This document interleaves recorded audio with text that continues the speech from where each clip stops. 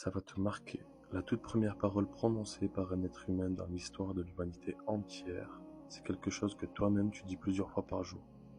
Avant qu'Adam reçoive l'âme, il y avait au paradis un être qu'on appelait Iblis.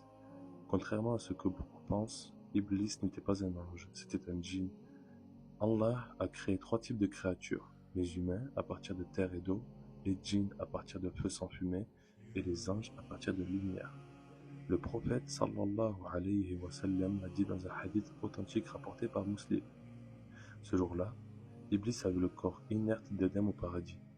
Il a tourné autour, intrigué, il a remarqué la bouche, le nez, les cavités du corps.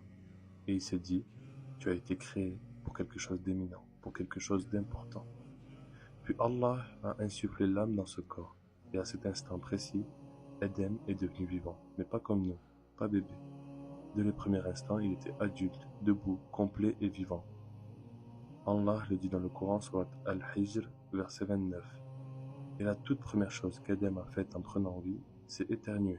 Et la première parole prononcée par un être humain dans toute l'histoire, c'était Alhamdulillah, la louange à Allah, avant même de comprendre où il était. Allah lui a enseigné le nom de chaque chose, la montagne, l'arbre, le ciel, la terre. Il connaissait toutes les langues, et c'est lui qui les a transmises à ses descendants. Surat Al-Baqarah, verset 31. Et sa taille, le prophète sallallahu alayhi wa sallam l'a précisé dans un hadith rapporté par Al-Bukhari et Muslim. Adam mesurait 60 coudées, environ 30 mètres, semblable à un grand palmier. Les êtres humains ont rétréci depuis génération après génération. Ce qui vient ensuite est tout aussi fascinant. Abonne-toi pour ne rien manquer.